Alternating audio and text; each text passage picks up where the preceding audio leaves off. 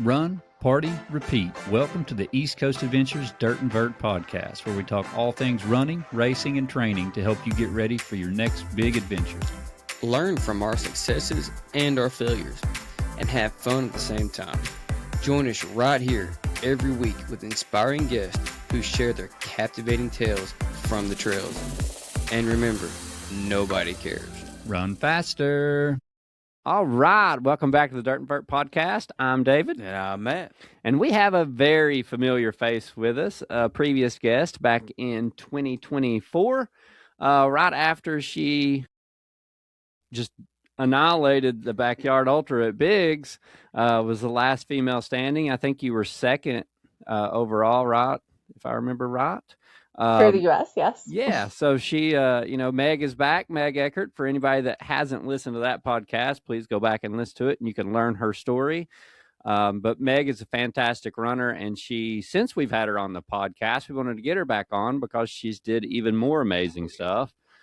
She's also ranked top 10 in the country and in the world. She's actually ranked third this year in the world. So, she's an impressive runner. When we had her on, it was so funny. I do remember that when we had her on the podcast, we were just amazed at how many races she was running and how often. And it doesn't really look like that's changed much. So she's doing something right.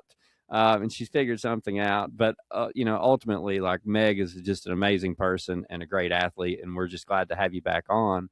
So, Meg, the biggest question I have for you right out of the gate is Desert Solstice was your event you were training for right after Biggs. And that is such a different race than Biggs. And you only had 2 months to train for this.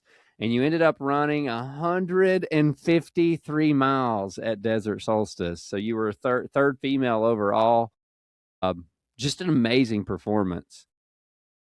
How in the world did you make that transition from 4.1 miles every hour on the hour to running 153 miles in 24 hours? Like, how did you do that? And what was your strategy? Recover from Biggs first. I remember having a very tight calf for quite a few weeks after Biggs. I'm going to have to run Desert. Like, how is this going to happen? So a lot of recovery, lots of good food, lots of rest, strength training, all of that stuff that I always preach is just so good. And then I tried to do what I could, right? I go in and I'm like, mentally, I know I have the fitness. I need a little speed work. Bids was a different tactic, obviously, than Desert Solstice, right? You're running pretty much hard for 24 hours. There's not a break. There's not a lot of wiggle room in there.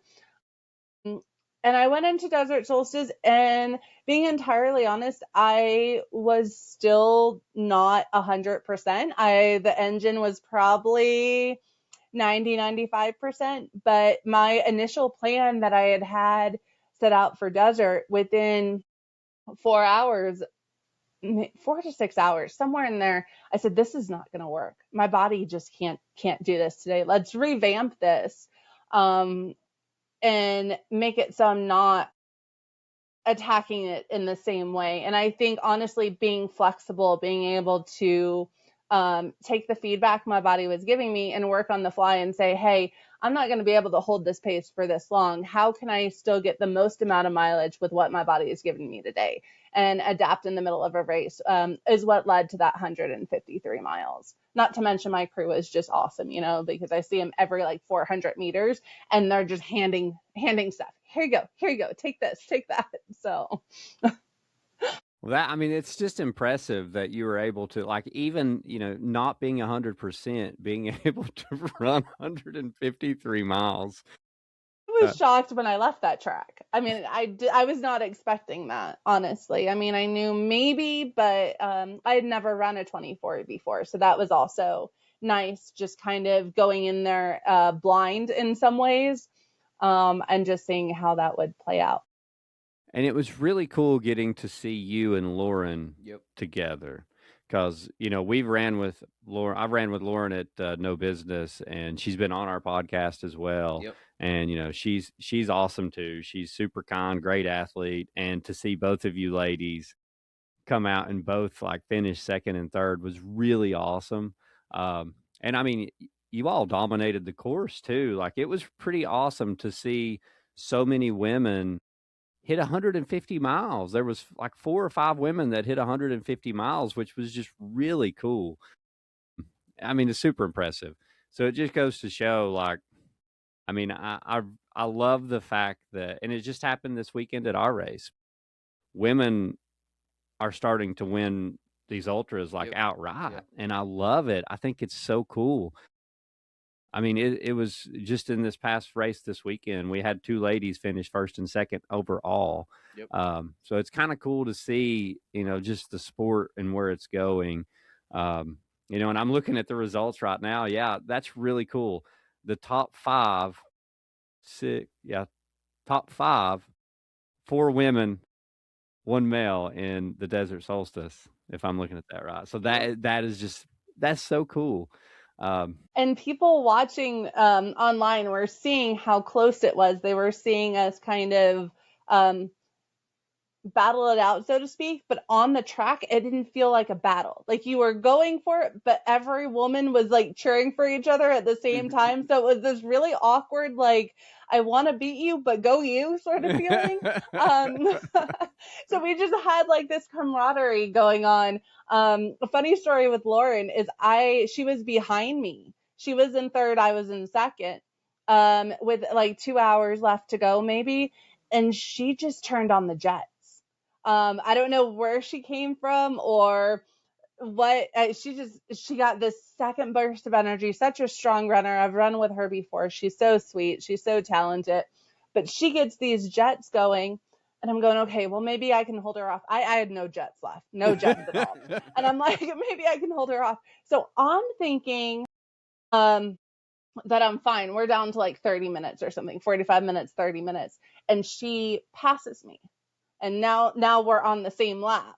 And I have headphones in and they're blaring and I'm not hearing my crew saying she passed me. I had no clue until the race was over that she had surpassed me, got second, I got third. But it was still just this great feeling, because I knew that like there was no, that was my jets at that point in time. And if you were watching, they weren't very fast. It was just like I was the struggle bus. I had my music as high as it could go. I was just grinding it out, Yeah, that's kind of nice though that you didn't know. Yeah. That would have just been more stress to, like, you might have done, it's just like, do your thing. I love that. Yeah, it was great. It was, I mean, she just came flying by and I'm like, go you. I'm not keeping up, but go you. I could tell too. I was like, based on her speed, she's going to get me and there's nothing I can do about this. Awesome. Well, so when you did that, did you have any intentions of wanting to run for Team USA 24-hour? I did. Yes, I really did. They both, the 24-hour and Big's Backyard was the exact same weekend this past October. So I got forced to make a tough decision. It really was. But yes, and that's still my intention. It would be such an honor to be on the 24-hour team and represent with the talented women and men who make it. So yeah. I'm hoping at some point I get that opportunity. Are those always around the same time or are they different? They can be different. The 24 is always in the individual year for Big's Backyard. But it has been held in July and August before. It just depends on whoever the host venue is. That's that's unfortunate when they fall on the same weekend like that. I definitely wasn't the only athlete who had to make that decision either. There was a handful of us who picked one or the other. Yep. Well, and I get it too. Like, you had such a strong performance at Big's. I'm sure you wanted to go back and try to do even better at that. So tough decision for sure. I mean, because you had to work your butt off to get the 153 miles, obviously, at Desert Solstice. So, I mean, and awesome too. You know, I realized that they timed both, so you did 100 miles in 15 hours too, which is pretty dang amazing. And you did a last man standing and ran 362 miles 2 months before. Yeah, you've got such good performances on here. It's just kind of impressive to see your running resume. Obviously we know why you're ranked, top 10 in the world and in the country. I mean, you just, your stuff's so impressive. You did Snowdrop. I'm not very familiar with that one, but I've heard about it. You did 55 hours? Tell us about that race. Has it got a lot of elevation? No, that is a very flat course. It's a very special course. It's in Houston, Texas. It was established to raise money for pediatric cancer research and scholarships for college. So it's a very emotional race too, because they'll have pictures along the course of children, and so it's a very heartstring, race. Especially once you get to know everyone there and everybody has some connection with pediatric cancer. So it's just a very emotional experience, but it's over New Year's. The course is just a little over 1 kilometer long. It's a looped course. The back side's very quiet, and then the front side you have like a tent city where everybody positions themselves next to each other. Most people come out for the entire 55 hours. Of course, people go sleep in a hotel sometimes and whatnot. It's a community event. You can go and be competitive, or you can have a big New Year's party. So I like that one. I've done it 3 years in a row. I didn't do it this past year, but prior to that, I had done it 3 years in a row. That's awesome. Yeah, that's good. It sounds like a cool event. I could see, I could see why people get emotional for that one. Goodness. But you did great too. I mean, 120 miles. You seem to click those 3 digits over a lot. I had a cap at that one, so I couldn't go over. Yes. After Desert Solstice and then Biggs, it was like, well, my body, I need to be in recovery mode. Kind of, my husband wanted to go do that one. I didn't want to miss out. You get the fear of missing out on all the fun, so you figure out a way to do it anyways. Exactly, it's real. So I capped at 120 miles. I actually walked the whole thing. It hurt more than I thought it was going to hurt, that 120 miles. Race walkers, I have like a whole new respect for them, because I wasn't even race walking and I was so sore. It was like 2 days after and my glutes were still burning, and I'm going, I'm never doing this again. Like, if I have to cap it at 120, I'm going to do my 120 miles, like front load it, and then not do anything the rest of the 55 because no. I'm telling you, walking like that, it's a whole different ball game. Yeah. Like, you're working all the different muscles that's in your feet. I don't know about you, but we did Vol State, and just all the walking, my feet and like my lower calf, it was terrible. Right. I had to start running again so that I could actually do something. It was like I was in misery. I was like, oh, this is awful. Yeah. Isn't it funny in an ultra when that happens, when it switches over and you're walking, you just can't walk anymore. You start running and you're like, wait, this feels good. Why? Yep. Like this hurt hours ago, but now it feels amazing. Yeah, and then you're like, I should have started running hours ago. Yeah. How much time did I waste? Yeah. Well, let's jump up a little bit. I want to talk about a Badwater. So you did Badwater 135. Obviously, most people that are listening to this podcast have probably heard of Badwater. Yeah. If you haven't, you should definitely look it up. It is, in Death Valley. There's a reason it's in Death Valley. You can learn more about it when you read it. But Meg, you finished second female, 26 hours, which is pretty impressive for this race. Cause like that is, Yeah. I mean, that's a race that's really hard to train for just because of the sheer heat, and just the heat radiating from the road too is hard on you. So for this race, how did you prepare for the heat like that? So I did a lot of sauna training.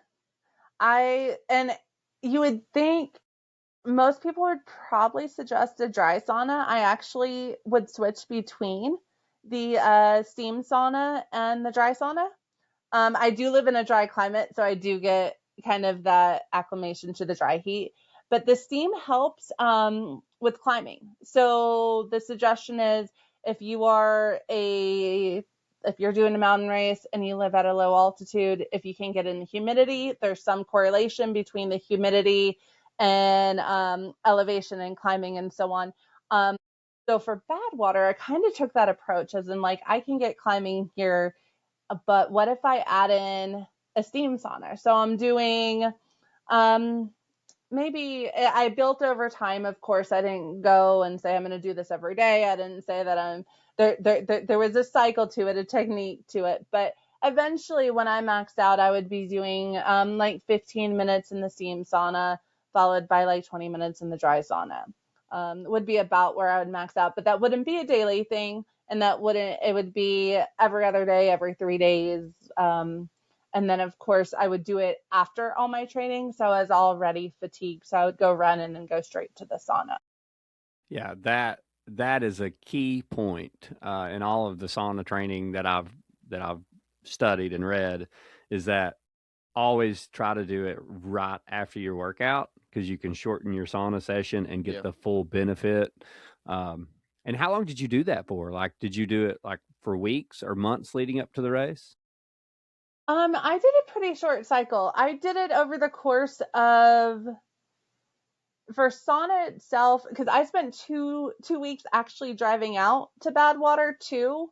Wow. I made it a crazy trip. I did some mountain training in Silverton and then drove from Silverton, Colorado out to Las Vegas and then spent a few days training there before driving into Death Valley. So the actual sauna portion was about a 4-week period, but it was still 6 weeks prior to the race.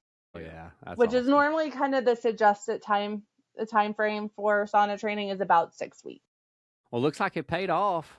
When you were running the race, did you have any like major like, oh, this is terrible, or did you, or like something new pop up? So full disclosure, I'm going in. I'm so excited about this race. I've been thinking about this race since I first started ultra running, and I couldn't believe I was towing the line. And I can't remember if it was 20 or 40. It must have been about 40. No, it must have been 20. I think it was 20. I can't remember exactly, but all of my nutrition was just like, no, we are not doing this. We don't like this anymore. And I had trained here at home with all of it. It had all been fine. I had done some of my early season races with it. I was very confident, and everything, like the heat just switches stuff. That extreme heat, it completely changes your digestive system. And my crew was so good about it. They stayed so positive. They made sure like I didn't even think for a moment anything was wrong, even though I knew everything was. And I tried to keep that same mindset. And it was about 23 miles of just, constantly trying to find a bush and using those Biffy bags and Biffy bags. It was horrible. And then it stopped. We figured it out and it stopped. And so the rest of the race, I was like, I get to finish this race and not get taken out due to stomach issues, which is a huge thing in Badwater. It's something that almost everybody faces in one form or another. Some people are just lucky and have like iron guts, I guess. But for the most, I wish I was one of them. I am not. Stomach issues is one of those things that like shows up a lot in my races. So I have to be really careful and train with a bunch of stuff. How far in were you when that really started to affect you? I think it was like 26 miles. Like I had done a marathon. That's Or you just had like 100 more to go. It's not a big deal. Yeah. Not a And big deal. I finally get this dream race, and how am I going to get through this? Like, I have to keep a positive attitude. So I just pretended like it wasn't happening and dealt with it when it came up. But I was just like, it was really hard. I don't think I could have done it without my crew. Every time I saw them, every couple miles, they were like, "Hey, how you doing? You're great. Here you go. Take this. Let's try this. And let's try that." And eventually, one of my crew members figured out a combo that just immediately, and I can't even remember what it was. I would have to ask her, but it just settled my stomach down, and I was fine the rest of the race. Well, that's awesome. Good. It's the only thing I ate the rest of the race. I did run out of it at some point, and I wouldn't take anything else. But yeah, we made it. We made it the rest of the race. The crew is like vital. Yeah. How was the night stretch? Did it get really cold? So I got in to Lone Pine as the sun was setting. So I only had the climb left. I had the last 13, the half marathon up to Whitney. I don't remember it being very cold. I don't think I would have to go back and look. I might have put a jacket on. But it didn't get extremely cold. No. Well, that's great. Yeah, I know some of the earlier finishers or early morning finishers, it's much chillier when you're climbing at that time. Yeah, I've heard some stories of people getting really cold up there. But it's also like to me, I've always like, is it really that cold, or were you just that hot? Yeah. Yep. It's so hot. I mean, you're hitting with the concrete 115, 120 degrees. And then your body goes up into climbing, and Whitney Portal might be 80. Yep. That's a big temperature swing. Yeah, that's crazy. Well, I mean, you absolutely crushed it. So you figured out, I'm glad that you figured out your stomach. What did it feel like to run across there? And at the time, did you realize you were second female? I did. Yes. I had told my crew that when we hit the top of Father Crowley climb, they could start telling me place, who was in front of me, and so on. And so they did. And so I was aware of where I was at. That's a long stretch from the top of Father Crowley into Lone Pine. That was another one of those kind of slumps, because I hit that in the afternoon. And you can see Lone Pine, but it doesn't get any closer. I think it's almost worse in daylight because you know where it is, because it's the only patch of trees out there. So you're like, I'm headed there to those trees, and the trees never get bigger. So did you have your crew like spraying you with water, ice ready? Were you doing like that whole regimen? I guess you all probably had like a van or something that you were trying to crew out of, but did you have everything set up to cool you? We used a lot of water. I'm not big on extreme temperature changes. I want to stay more, I don't want to overheat, but I want to be closer to the environment that I'm in, temperature wise. So I'm not a huge person on the ice. Occasionally I will use it. I don't remember using it too much at Badwater. What I would do is I was dumping water over my head, constantly. And it wasn't even really that cold, but just to have that kind of evaporation, that relief for a moment. It got to a point where I was dumping too much water in the afternoon, and they told me I needed to chill because we were running low. We had to get to Lone Pine. And I was dumping way more than I was drinking. That's the flip side of that, right? You have to make sure you're drinking some of it and not just dumping it on your head. So we had to monitor that a little bit, and they were very mindful of how much water I was actually drinking and how much I was dumping, I think. I think after a while I wasn't tricking them anymore, and they're like, you're not drinking none of this. You're just using it to keep yourself cool. So, well, I mean, you definitely don't want to run out of water on that course. Right. Cold water or drinking water. Sounds like sounds like you had a really good crew.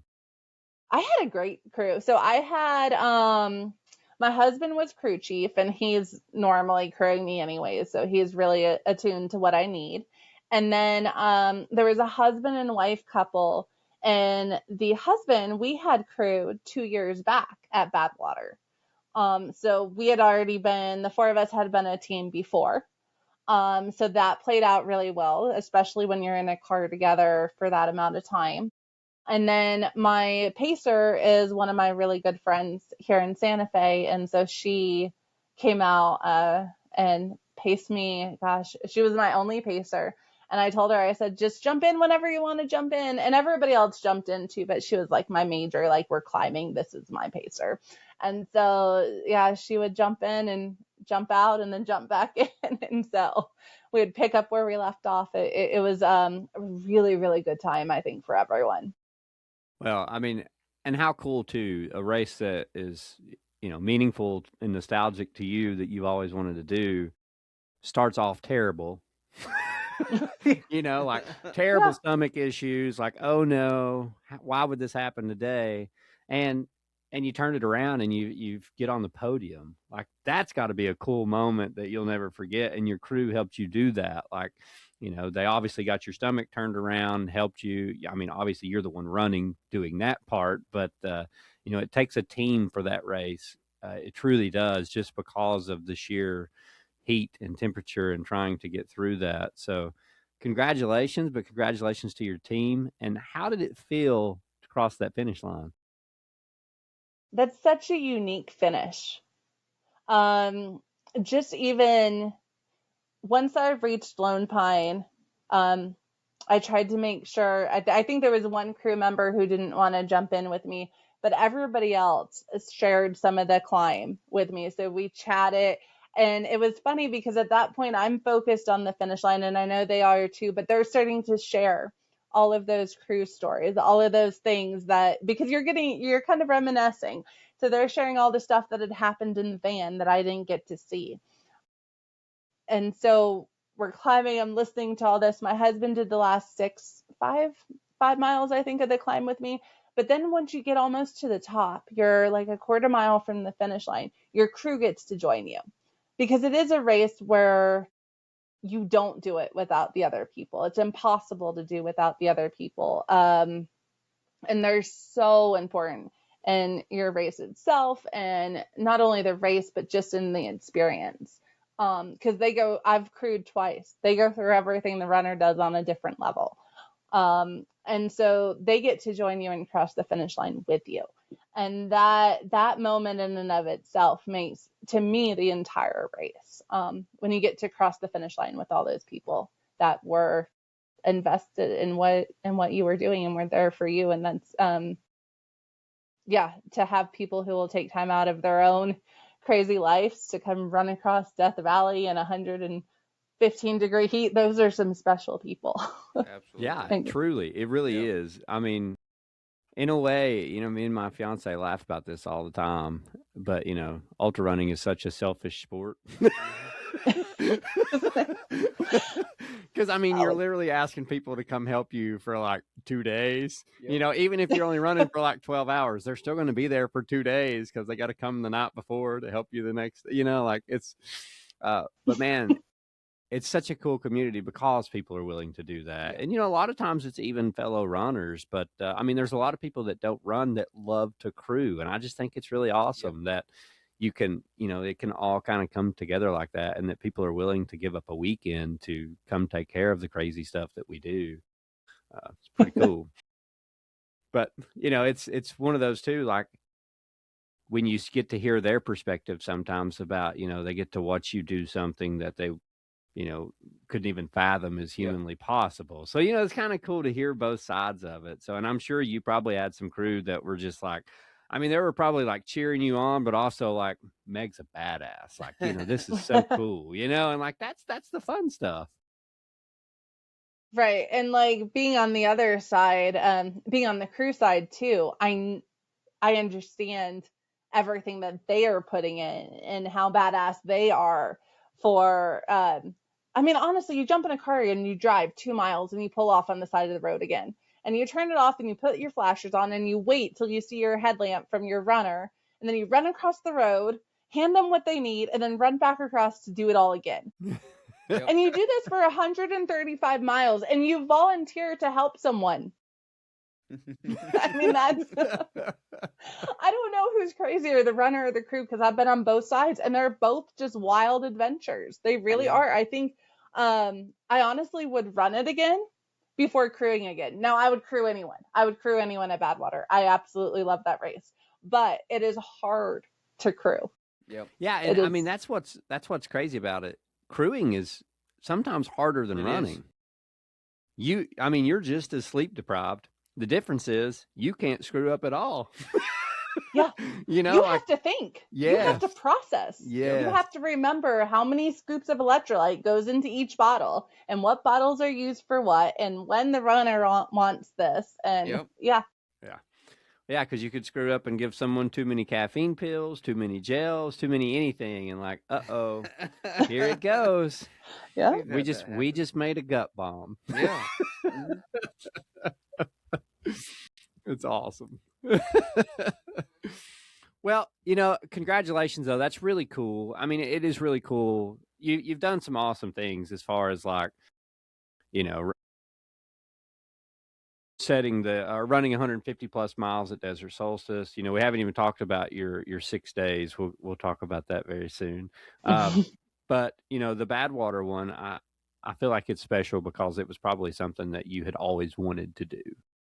So like that one's probably very special to you. The other ones they're all special, but that one seems like it was pretty important to you. So that's kind of cool to hear that, that it worked out to your favor like that. I'm glad. Let's talk for a minute though, because I think we skipped right over the 6 days. Of course, it may not even be on here. Was that 6 days in the Dome?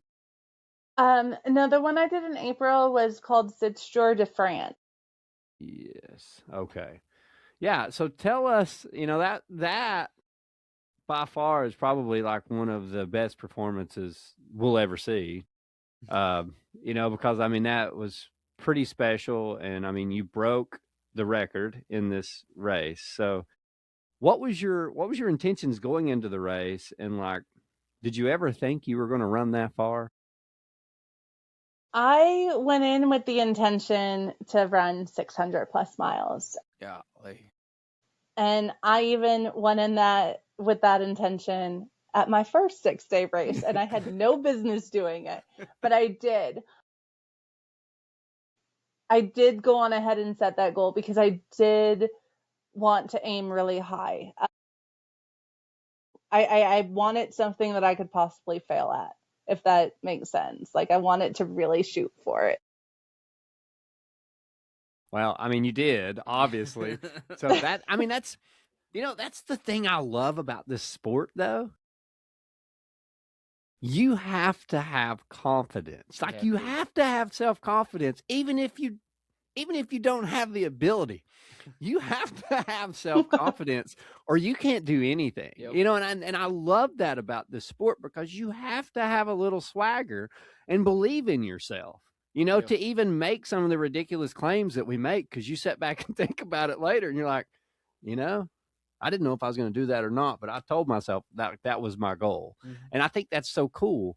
But damn, like, what did that even feel like on the 5th day? Like, I can't even imagine the level of fatigue. Like, was your brain even working? Absolutely not. But I don't have to think. Just gotta run.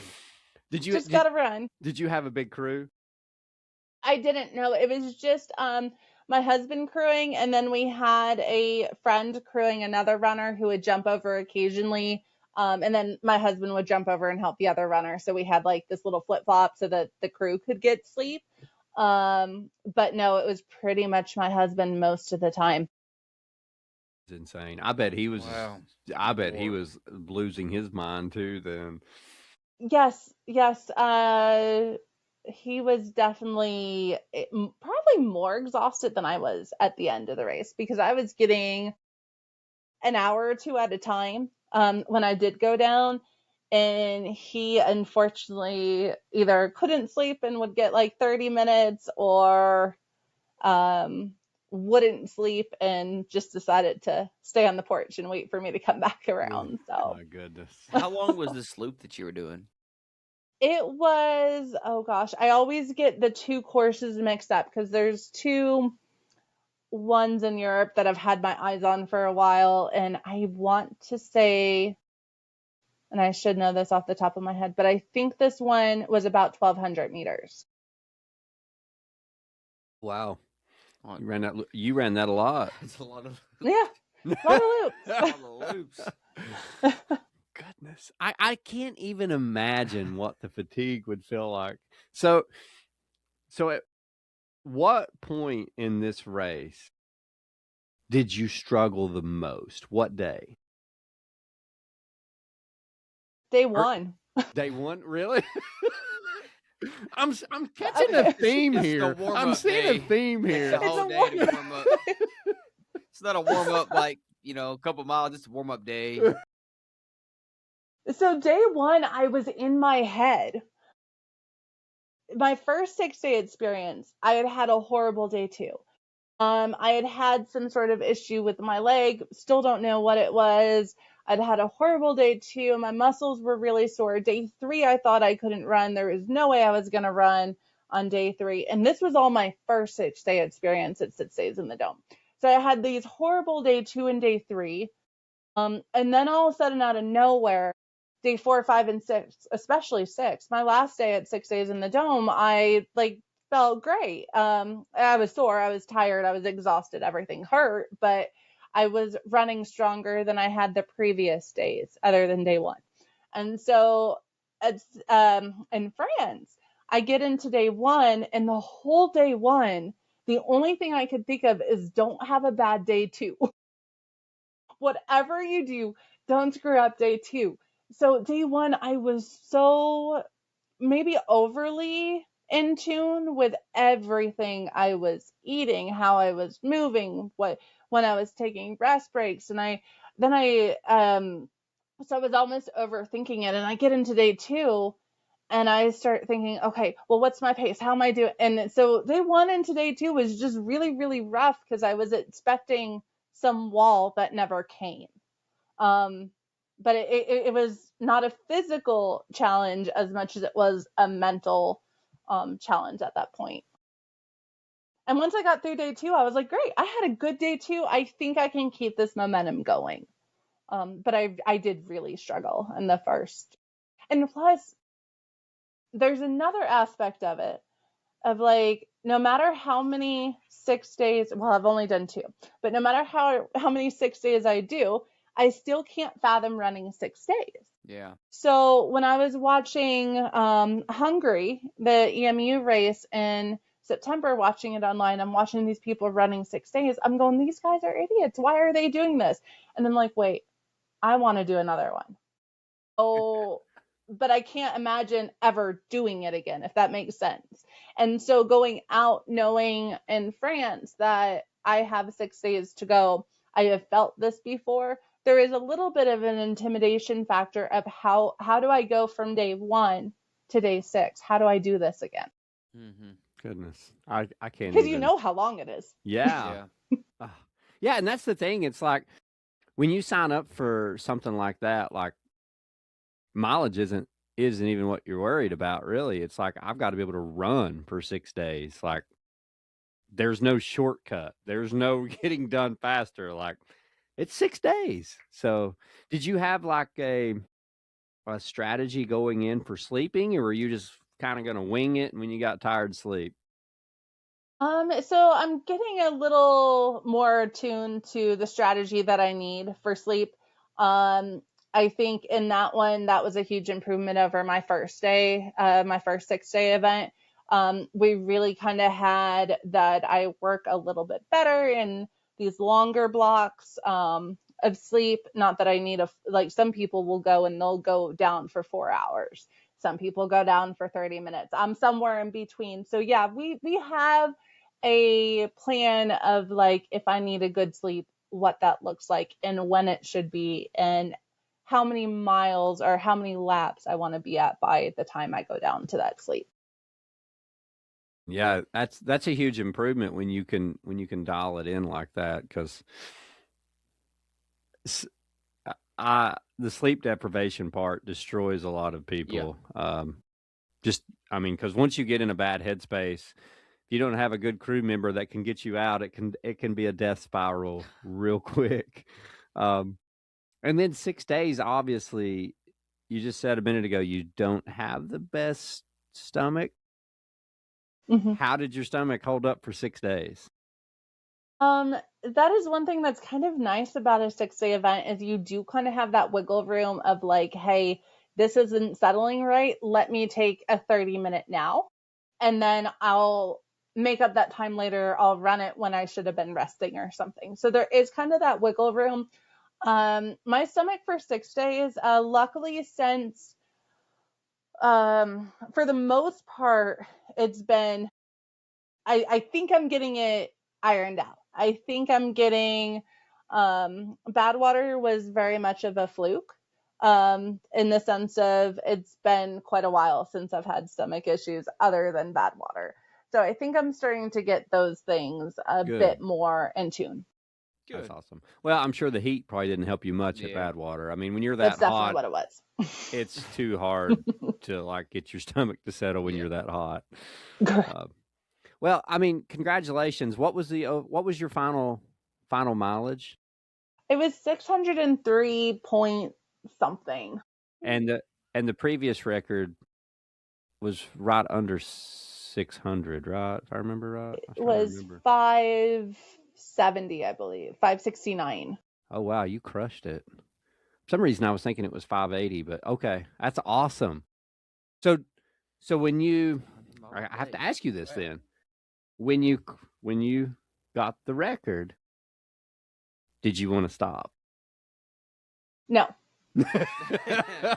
So it was like, I'm running till the end. Like we're gapping this thing. Yeah. Did you run all the way to the very, very last minute? So my goal was 600. I hit 600, and I think I still had a little, not too much, maybe 30, 45 minutes left, and I walked a couple laps. And then I realized that I should be running. I can't remember what motivated me, but I'm pretty sure it was somebody on the sidelines going, hey, you got time, come on. And so instead of finishing with like 601 or something, I did finish with 603 because I did find, hey, I'm running again. I did fully though. When I hit 600, there was all of me that said, hey, I'm walking this in. Like, I'm not getting off the course, but I'm walking it to the finish. And at some point Well, amazing. I mean, it truly is amazing. That is incredible. We probably won't see anything like that again for a while. So that's pretty cool. I mean, great job, Meg. Pretty amazing. Now, let's jump forward a little bit more here. Let's talk about bigs. So, you just finished this up in October, 3 miles. Were you happy with that or were you upset?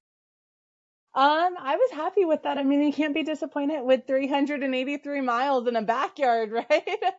No, and I mean, that's what's cool is like, you just keep getting a little, you keep making these improvements. Yeah. I mean, I have no doubt you'll get over 400 at some point. Like it's just cool to see how you continue to improve. And again, I just don't understand how you continue to make these transitions as quickly as you do to go from running almost 4 miles in a backyard at, a 4.1 mile per hour pace to turn around and running 81 miles in 12 hours and across the years. Like, it's almost the exact same thing you did the previous year with Desert Solstice. And it's just really cool to see, like, that you're that versatile in what you're doing.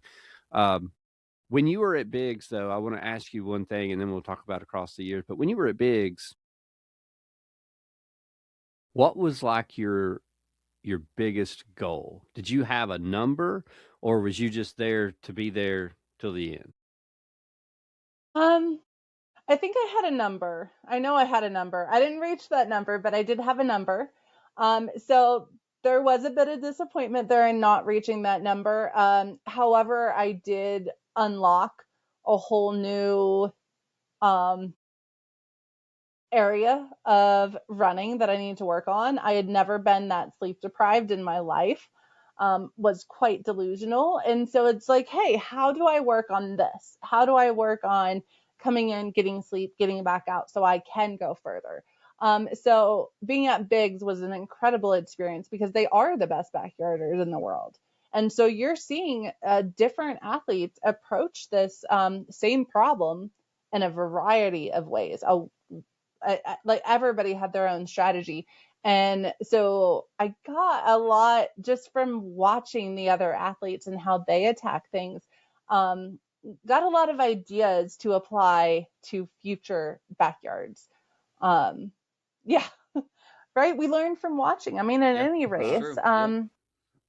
Yeah, I mean, that's the thing. Sometimes disappointment, failure, whatever it is, it doesn't matter. That's when if you're watching people, you can see what they're doing. And when you don't have the best day, even if you are having the best day, it doesn't matter. You can still learn from people. But I mean, regardless, like that's what's great about the sport. And most of the time they're willing to share with you. If you just ask them a question, like they'll tell you what they're doing. Yeah, definitely will. Like Harvey, I mean, he's cool. He's an open book. He'll tell you what he does. He'll offer you help. And I mean, that's what I love so much about the sport is people continue to help. And that's what's helping get these crazy numbers is that everybody continues to watch what others are doing and try to replicate it. Do you mind sharing what your number was? So I don't mind at all. I was shooting at least to be the first woman to get to 100 yards. And then of course, the ultimate goal is always to aim big and to go for that record. Yeah. Yep. So absolutely. Well, if any female is going to do it, my money is on you. Yeah, definitely. So that's I think it's cool, and I think you're nowhere near being done with that. So it's no, definitely not. I definitely love the backyard event, and I'm not done at all. I know what's exciting too is we're seeing more and more females like Sarah Perry, and Edith and Jennifer Russo. Like they're showing up, they're putting down these big numbers. So I think it's only a matter of time before a female holds that record again. I don't know if it'll be me or one of them or somebody not seen yet in the backyard world, but females are definitely starting to show up there. I think it's and continue. I mean, I shouldn't say show up there because we've had some incredible female performances in the backyard prior that really kicked off. You had Maggie, you had Courtney that really kicked the backyard off too. Yeah. So yeah, it's so fun, so cool to see. And I mean, and that's the thing, like we were talking about in the beginning of this podcast, is if you start looking at a lot of races now, I mean, females are taking over all spots, and I love that. I think it's so cool. It just shows the further we go, it's anybody's race. Yeah. So I just love that. So across the years, I think this is pretty impressive too. I mean, I guess I didn't even see that you did this until we were looking at your results a minute ago, but like 81 miles in 12 hours, 2 months after a backyard ultra, running almost 400 miles. Freaking crazy. That is so impressive. Like, have you ever ran that fast? Like, what pace were you trying to hold for that? That's cool. I can't remember the pace. I remember I had a lap time, and I can't remember what that lap time was either. It's amazing how quickly it just like leaves. I remember I started too fast. I did start too fast, and I got like I did a couple laps, and I knew I was too fast, but I didn't want to stop. It felt good, right? Yep. And so here's the problem: is I had crewed the day before. So the 6 day had started the day before, the 48 hour, there was a 48 hour starting the day before, there was the 100K. So I had crewed a runner the day before in the 100K. And then I went to sleep at night after she had finished, and there's all that excitement. And then I show up the next day and I'm towing the line, after having a great time crewing, but being jealous of every runner out there. So the energy and the amp level is just so high at that point that there is no slowing down off the start line. And I'm normally like a real subtle starter, like I'm middle of the pack even, and just kind of work my way forward. And not at that one. I was like, let's go. Well, I mean, so were you like at the end just holding on for dear life, or were you still running a decent pace? So I settled in after about 5 laps. I slowed myself down to a sustainable pace. And no, I still felt really good. Actually, in the last hour and a half, I sped up my lap pace. Each lap was a little bit faster. So I definitely wasn't at my end yet. I think I ran a very smart, very controlled race. Yeah, if you weren't, and I'm sure crewing probably, that's hard on you too. So if you didn't crew and you were completely healthy, I would love to. I bet you could. I mean, you could probably add a lot of mileage to that number. That's awesome. Close to 100. Yeah. Congratulations, though. That's super cool to see. Like I said, to be able to see someone that can turn around and dial it back and run almost 400 miles in a backyard, then 2 months later turn around and turn it on and run 80 plus miles in 12 hours, not even completely, recovered. So that's really, really cool. I want to ask you this though. So you're going back to 6 days in the dome this year. You're going to do the 24-hour. Are you going for like Team USA numbers again? Is that the goal? That isn't the goal. The goal is yet to be determined. We will see. I do have a little plan, but I'm not really sure. We'll see when the time comes. I love it. All right. So last thing we'll talk about, and then we'll turn it over here in a minute for Matt. Cocodona 250. And I would say like, oh, so, how are you going to train for this 250-mile race? But you run that distance every 3 months, it looks like. But this will be like your first, I guess, point-to-point 250-mile race, right? So are you thinking any different on strategies for this? Because I do know you'll probably... it's a little bit different than being on a loop course and stuff like that. You'll have to be able to make it to the next aid station and not always have someone readily available. Are you planning any different strategy, or are you going to stick with what kind of has been working? So it is going to be different. I am a trail runner initially. Have a lot of 100-mile mountain races, not a lot, but I have a good couple handfuls of 100-mile mountain races under my belt. So now I have to bridge that knowledge, and combine it with the distance, which has mainly, like you're saying, has been on a looped course. I get to see crew a lot. So I am familiar with going for quite a ways, without seeing crew, being in the mountains, maybe, taking longer on climbs or descents or whatever. So I'm very familiar with that. And it's just bridging, two things that I love is the way I see it. Like I'm merging these two together. Finally, it's been a work in progress, but I am so looking forward to. I was gonna say, Cocodona. I can't wait to see this. Like, I think you're gonna do great. I think it's gonna work to your strong points because you do have such a big endurance engine. Yeah. And regardless of trail running or not, just having that endurance engine is a game changer. And the fact that you run trails just adds even more to that. Yep. And obviously vert and stuff, you're used to that. I mean, hell, if you can do Big's backyard and run 383 miles on that course, like you're used to some vert, So I think it's really cool. I think this is something you're going to be really good at, just based on obviously your past performances and what you've done. Is there a goal for Cocodona 250? That's another one that I haven't really set a goal. Obviously I would like to be on the podium, but I don't believe in setting goals based on other people's performances. So I haven't set my own goal yet, what I want my time to be like, what I plan on each section taking, or I haven't. Because I like to set goals personally, I'm not sure what that'll end up being. I love that. Yeah. I mean, you might as well take your time and do what is best for you and what you want to do. And I mean, you've got a wide open schedule. So although I got a feeling the schedule will start filling up pretty quick. So yeah, it's not as wide open as it appears. I have a pretty jam-packed schedule. Do you?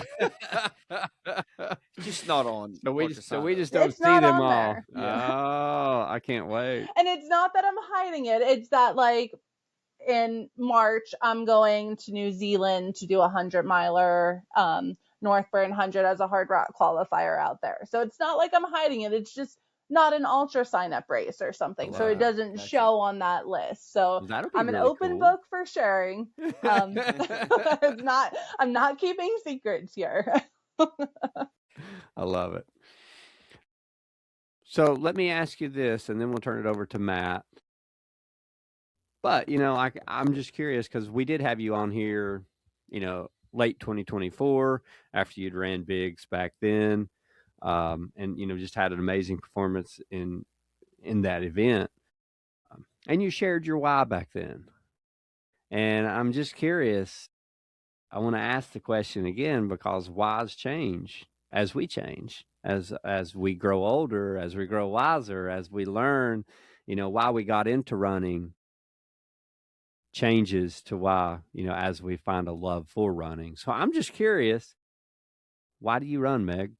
Why do you continue to do, Badwater 135 where your stomach and GI issues and you're just struggling to get through, or run 6 days to where you probably can't even have enough mental aptitude to tie your shoes on the 6th day? Why do you continue to do this? I'm pretty sure this is the same answer because I'm not sure it's changed. Because I absolutely love it. I absolutely love the challenge. I love seeing what my body is capable of. I love pushing limits and finding failure and seeing improvement and figuring the puzzle out. I love it all. I mean, that's it. It's a passion.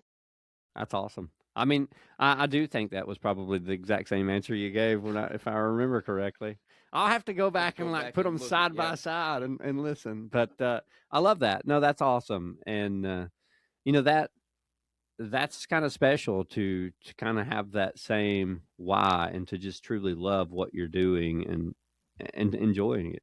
And to your point, like, it is a constant puzzle. Yeah. You may figure one thing out and 3 other things go wrong that you have to figure out. Like, it's never ending. It truly is. Yeah. And just when you think you've got like your stomach figured out, you have one race and you're like, what happened? Yep. Like, same nutrition. What happened? Goes south. So, and the more knowledge base you have, the more tools you have to fix it. Absolutely. Great point. Great point. Yeah. And that just comes with time. Yes. Well, Matt, let's turn it over to you now. I'm sure there's a few questions for Meg. There is a few questions. The first one is, who is your favorite athlete of all time and why? That's a really good one. Oh gosh. I can think of so many athletes. Running wise, I was at ATY this year. We all know I got, like, Ann Trayson was there, came out to do her 50K. She did a 100-mile because she wanted the buckle. I got to chat with her, and after chatting with her, she's got to be one of my favorites. I mean, not only did she have all these incredible performances, but what a humble, kind advocate for the sport. If you don't know who she is, you have to go find out who she is, and not just as an athlete, but as a person. She's just incredible, and she's an inspiration. So, small world, Meg. she actually used to be my fiance's coach. She is a role model. She's awesome. And, my fiance has talked about, her in the past, and she loves her. So great answer. I was curious where this was going. I was like, oh, she's dancing around. Let's see who she picks. I was thinking, the Olympics are going on. There's some athletes that came up that in my mind from like childhood or, but I'm going, okay, no. Yeah. And I mean, what she just did was pretty damn amazing. Yeah. Yeah. Like, really and cool. Talk about a person who loves the sport. Like, she was there because she loves the sport, loves the people in it, loves everything about it. That's passion. That's awesome. It's cool to see some of those little clips that I guess Aravop or whoever was posting, and just seeing her out there still going for it. It's cool. So cool.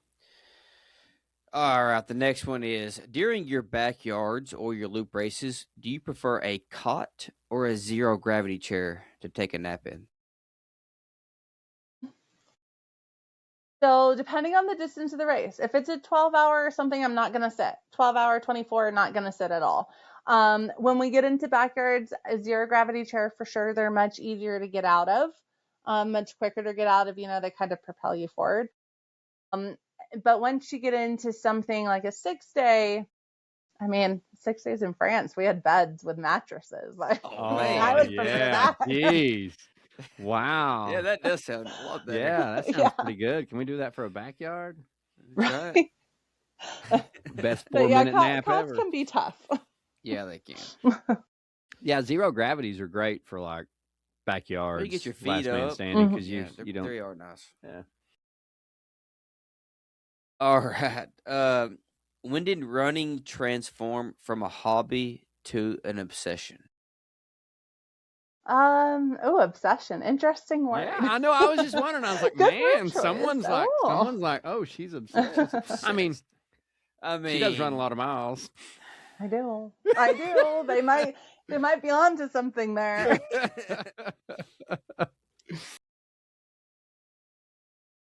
For me, it was really quick. Not that I was doing like a lot of miles a day, but even when like early on, I think it became really quickly like, after my first half was, can I do a half marathon a little faster? Can I do this? I do this 3-mile loop every single day. What can I do to make it different? Can I do a 3-mile loop up a hill? Or can I remember there was this rolling route that I had when I lived in Texas. I lived in the hill country, so we had all these hills to go up and down. And I had a goal at one point of like, okay, if I go from my house, I go out and back, can I hold a 9-minute mile the whole time, even when I'm running uphill? And so it was like this crazy challenge because I'm going down and I'm almost braking, but then I'm going up and I'm like suffocating, right? Just gasping for air. So it quickly became an obsession in the sense of like challenging myself on different routes and different terrains and distances and timed events and so on. It's more of it's definitely an obsession. Let's just put it. But I love the obsession. So yeah, and I mean there's worse obsessions, like they're.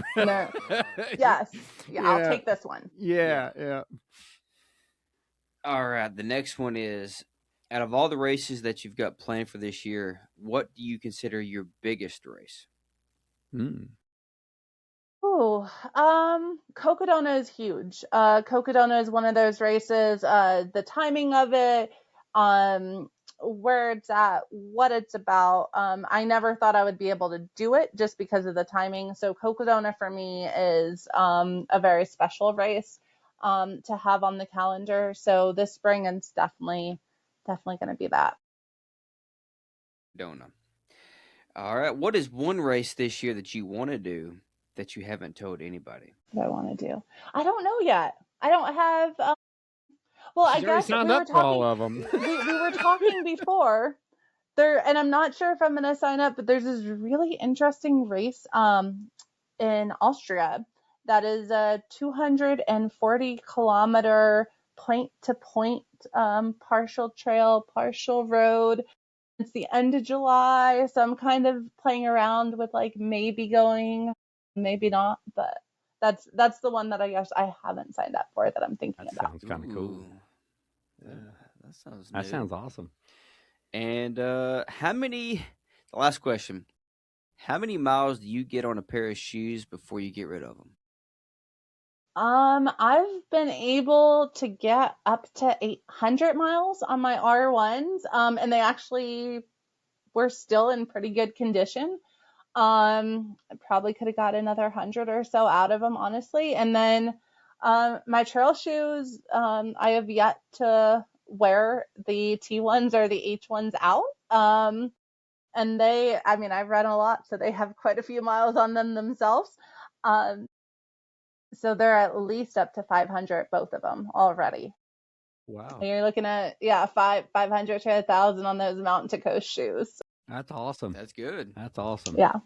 It's really good mileage for a shoe. I know Brian loves is. them. He loves those new shoes. Yeah. They're Meg, they're a game changer. I love them too. do you have any questions for us? What is your big goal this year? Well, I've got two of them. The first one is Cruel Jewel 50, and then No Business 100. Oh, That's what I got. And then mine, I think I'm going to, I say think. I'm actually already signed up, so there's no thinking. I'm going to go after the 50-mile state record next month. And then in Father's Day weekend is like my A race. Yeah. So I'm doing Mid-State Mile, Mm-hmm. which is a last man standing. I don't know if you've ever heard of that race, but it's they call it the Murder Mile. It's in Middle Tennessee. Our friends Becca and John are the race directors. But it's a pretty famous race because it was a race that Chad Wright made his documentary on when he won that race, and it became really popular. It has almost like a cult following in a way. It does. Yeah. Because it's like a 1.1 mile loop with over 300 feet of elevation gain, and it's a last man standing. wow. How long do you have? 20 minutes to do the loop, and 318 feet of elevation gain. It's all you can do to finish the loop in about 15 minutes when you're fresh. Yeah, when you're fresh. Wow. Harvey's coming out this year. Wow. That should be fun. Yeah, there's been some really good runners come out and do it. Oh, yeah. The first year, the inaugural year was Chad Wright and Greg Armstrong. And they were the last two people in the race. And Greg's come out a few more times. I think Harvey is coming out this time. But there's been some pretty big runners come out and do it. But it's so unique in the sense that it's not like a traditional backyard. So like some backyard ultra runners don't do very well in it because of the elevation, and then because of the time they've gotten used to it. So it's been interesting for them to see, but you can see them figuring it out as they go. Yep. And but it's just so much different, and it's in Tennessee in the humidity, Father's Day weekend. So it's like in June, super hot. But I've done this race like 3 or 4 times now, and I've never just trained for it. Last year I raced Yeti 50 the week before, and so you run a 6-hour 50 miler and then go try to do a last man standing. It didn't work at all. Like 12 hours in, I was dead. I was like done. And so this is the first year that I'm actually, after I raced this 50 miler in March, I'm only going to train for mid-state. So see how it goes. It may only go 12 hours again, but who knows? We're going to go for it. Nice. That sounds fun. Wishing you the best of luck, both of you the best of luck at your races. Thank you. And you should put that one on your bucket list to do at some point. You would probably be really good at it. I think I will.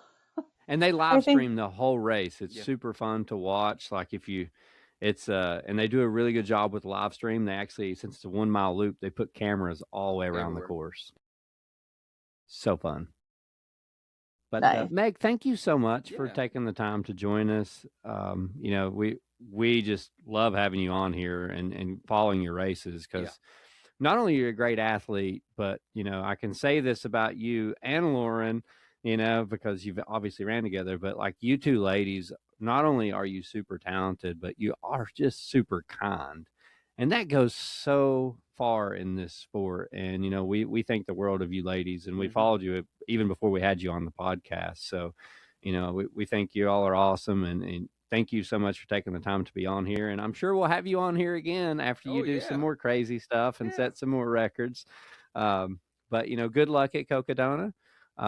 We would definitely love to get you back on sometime after that and get you to share your story of your first 250-mile point-to-point race. So anything can happen. I got a feeling you'll do great. But Meg, thank you so much for taking the time to be on here, and we wish you the best. Thank you guys. Have a wonderful evening. Thank you.